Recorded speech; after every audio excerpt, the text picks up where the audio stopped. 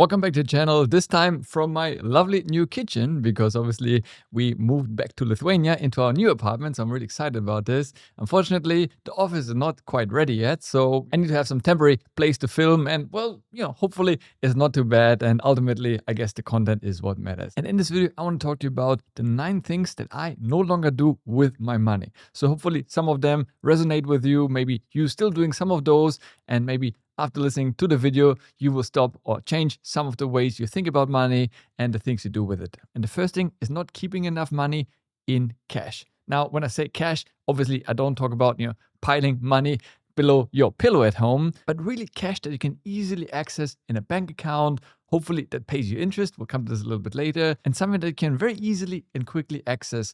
That's basically high liquidity, right? Real estate on the other extreme is not very liquid, right? In order to sell an apartment, it will take weeks, sometimes even months until you have the money in your bank account. But having cash really gives you optionality. And that's something I have not always embraced. In the past, I literally any money I had, I invested, right? I put it in the stock markets, I bought Bitcoin with it, or I spent it towards my mortgages of the real estate that I bought. And obviously, a lot of it depends on your life circumstances, but I really am becoming a bigger fan of having some money, not all of it, because too many people take it to the extreme and keeping, 80% of their net worth in cash. That's, I think, really not smart, but having some funds sitting there really gives me that peace of mind and optionality, right? If I really see a big correction in the market, for example, I could capitalize on that if I wanted to. Or maybe I see some real estate at a really good price. Well, I could use that money as down payment to secure the mortgage and get that property. So it just gives you options. If all your money is tied up in investments, such as ETFs or stocks or whatever it is, right? Obviously, hopefully long-term, those things go in the right direction and move up and increase in value. But there will be times when they will also drop in value. And imagine your investments just dropped by 20% and now you need cash for either an emergency or to buy something else. Well, you wouldn't want to be selling that because then you materialize the loss. Otherwise, it's just a theoretical loss if you're not selling. So that's really something I started embracing. And of course, that should be separate from your emergency fund, right? I'm still a big fan of having some money as an emergency fund, some money as my cash position on whatever I want to. I wouldn't pay my holiday with emergency fund. That's not what the emergency fund is for. Some people might want to have 2 completely separate accounts for that. I'm usually quite good with my money and I'm quite self-disciplined. So I merge it all into one account and then put it into a place where I get the most interest for it. And I said, I'll come to this in a second because obviously you want to put your money to work, not to get 0% on your money. That really wouldn't be that smart. The second thing is I no longer chase the highest interest rates per se. Now, don't get me wrong, I like getting interest on my money. In the past, it's been through Nexo, where I got money on my Bitcoin, on my stable coins. Currently, right now, I'm using Bondora, for example, where I get 6% on my money. So that's really good options, right? And I love it. Also, my Trading 212, on my Revolut, so wherever I put my cash, I get interest on it. And that's important, right? You don't want to get no interest. You want to get some interest. But I no longer try to always maximize that interest. Now, naturally, you want to get the highest interest rate. But if I see something that's too good to be true, I usually stay away from it. So that's what I mean. If I choose between different brokers or banks that give me the highest interest rates, of course, I would change it if I get a better rate. But what I'm saying is, especially, for example, in crypto, right? Some of those projects paying you, 20, 30%. I've seen even that per month, which is just not sustainable. And if something sounds too good to be true, it usually is. So that's what I'm saying here. Stay away from, anything that's really like out of the ordinary, out of the unusual, because there must be a hook. There is some kind of catch behind it. Nobody pays you 30% per year without high risk, right? It just wouldn't happen. Otherwise, everybody would be plowing their money into this. You can be smart with your money where you allocate it, right? Instead of getting 2%, there is ways to get 4 or 6%. But instead of 6 to get 20, 30%, it just seems highly unlikely. Or again, as I said, comes with huge amounts of risk, which I'm not willing to take. If you're young and you're willing to take the risk, great. Maybe you want to try it out. But right now in the position where I'm in, I want to preserve my capital, first of all, right, to preserve it. And of course, long-term grow it at a sustainable rate. The third point, I no longer do with my money, and that is trying to time the market. Now, I was never a big market timer, but definitely with every passing month and year, I'm becoming more and more of a fan of dollar cost averaging, investing the same amount or hopefully a bigger amount with every month and year as your income grows also over time, regularly. For me, every week. In your case, it might be every month. It's up to you. but don't try to time it, right? Too many people really think, oh, next week, maybe better, or next month, the macroeconomic outlook might change.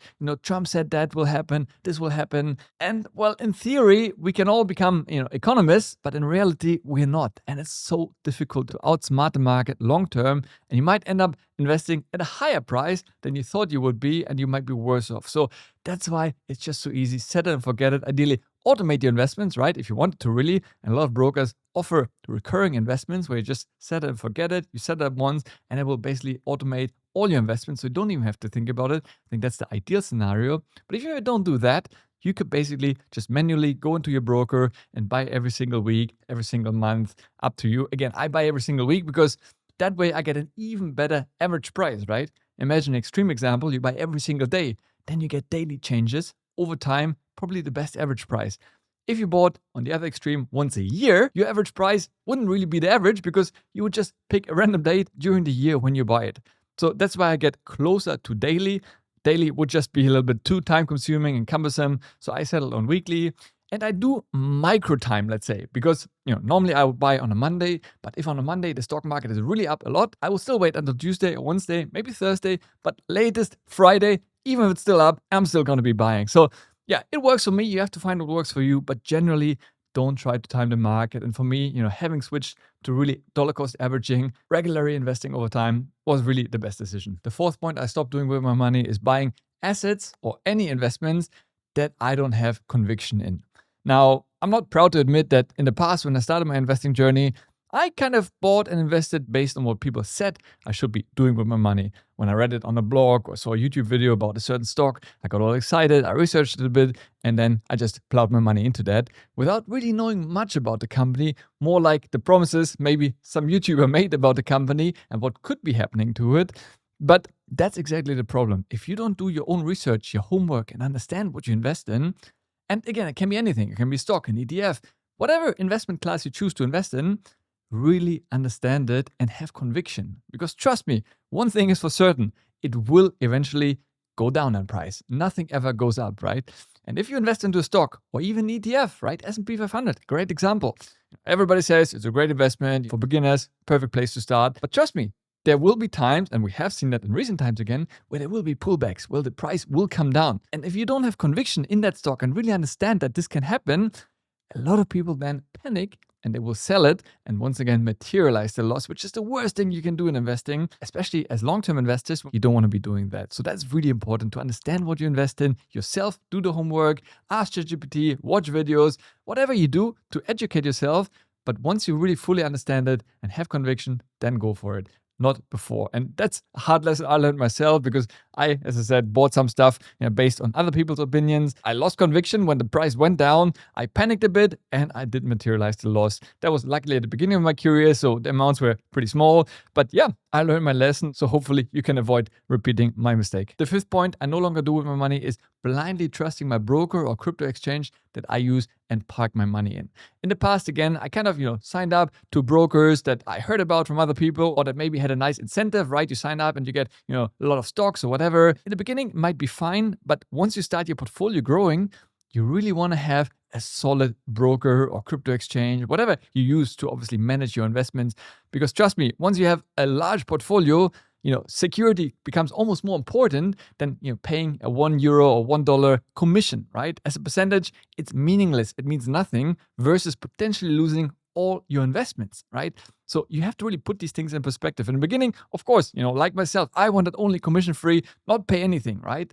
That's great in the beginning, but as your portfolio grows, security becomes so much more important. So that's why for me, I really am super, paranoid when it comes to, all these things, liquidity of the broker, segregation of accounts, and all these things. And obviously, that's also one of the reasons why I built Match My Broker, to have a comparison of different brokers and give you the pros and cons of each of them. And I'll leave a link down in the description below so you can check it out and hopefully find the right broker that works for you. And that's why in my case, mostly right now, I use 3 brokers, which is Interactive Brokers, which is a stock listed company in the US.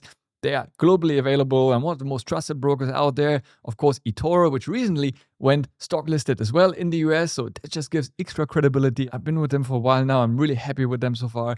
And lastly, Trading 212, who's been really absolutely smashing it. And they've recently actually surpassed £25 billion under client assets with 4.5 million clients, making it the UK's fastest growing saving and investment platform. So you see, all of the options I'm using are really solid, trusted, time-proven brokers.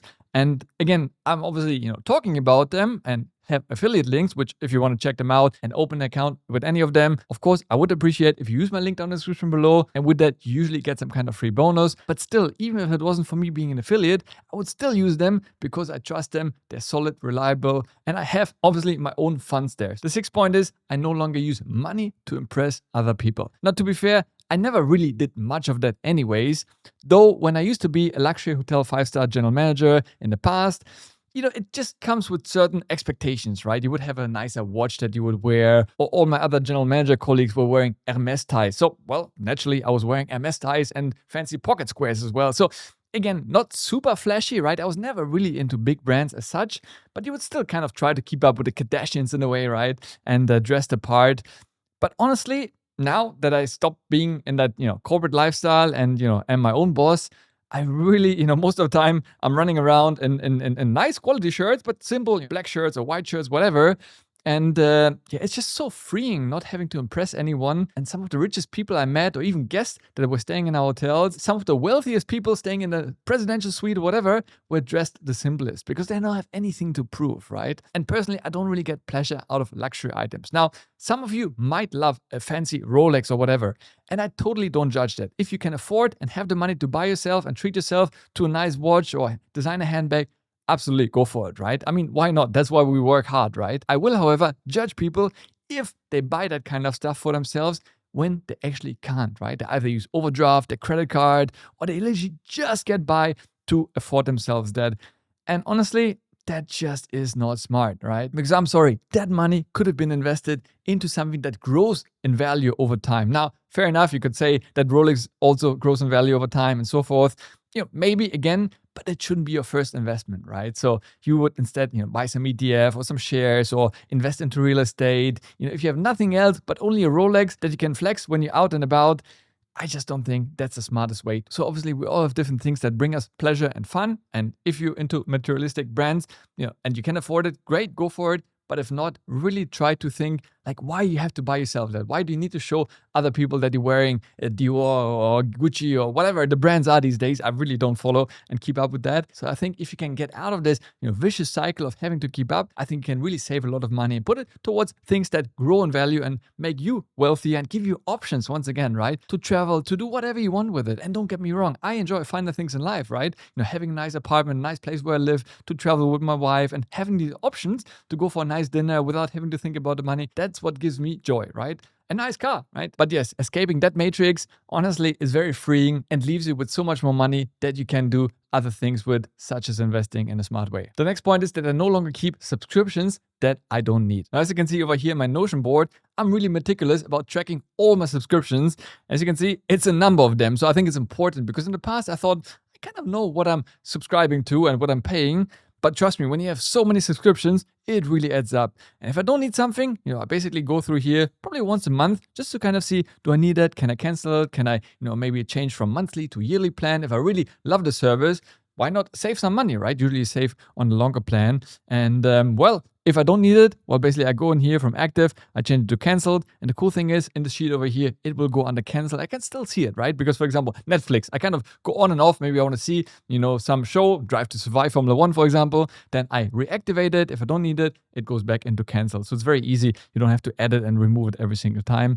So yeah, that really helped me and actually reduced quite a bit of my cost. But overall, as you can see over here, I still pay over 10,000 euros in subscriptions. So in my case, it really makes sense to kind of go through and make sure I really only pay for things I actually really use. The eighth thing I no longer do with my money is to wait too long because I think the money I invest is too small. Now, look, I get it. When I started off my investing journey, I also was investing very small amounts, right? And sometimes I felt a bit shy to invest 50 euros or maybe 100 euros. I watched all these YouTubers investing thousands, tens of thousands dollars per month. And I thought, wow, with $50 euros, it's really not that much money, right? So maybe I just accumulate a bit more until I have 1,000, 2,000 euros and then I invest it. But once again, that's the wrong thinking. It goes back to my previous point. It's better to invest smaller amount, but regularly, dollar cost average over time. Most of the brokers I talk about, they let you invest from as little as €1 or €10. So even if you have €10 invest, invest it. Don't wait, because that money could be working for you and start compounding over time. Of course, if you have, let's say, 10 euros to invest, make sure you choose a broker without commissions, right? If you invest 10 euros and the broker charges you 1, that's 10% commission. Wouldn't make sense. But if you have 10 euros to invest with, for example, trading 2-on-2, 0 commissions, well, you can invest exactly 10 euros. And that's perfect. You could do this daily. You could do this weekly, monthly, whatever works for you.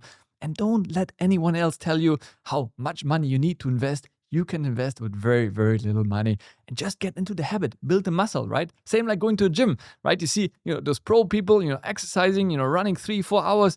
Well, guess what? If you're just starting off running, you wouldn't be running 4 hours. You do 1, 2, 3, 4 kilometers, right? And then build it up over time. Same is true for investing. And the last point is that I no longer leave money idly sitting around. Now that goes back to my first point actually of having some money in cash available.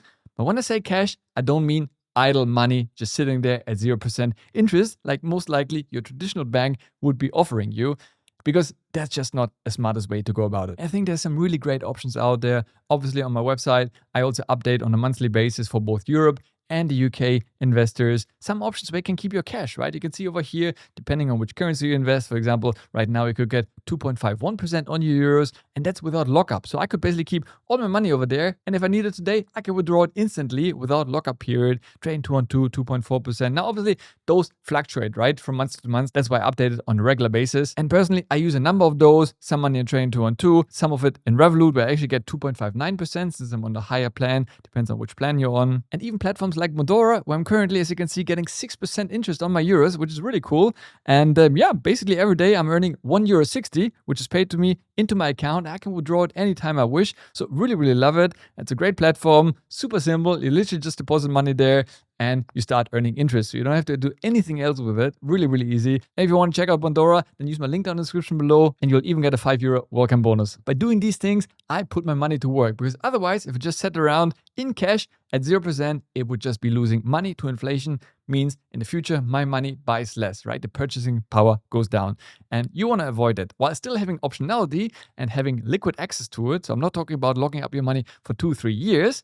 I don't like that. I want to be always flexible, but I still want to get some interest from it. Make my money work for me while still giving me that optionality. Well, there you have it. The 9 things I no longer do with my money, but I'll be interested to hear from you. Which of those resonated with you and which of those you're still doing or not doing? Let me know in the comments down below. Next up, check out this video over here. As always, thanks for watching. Stay healthy, get wealthy, and I'll see you in the next one. Ciao.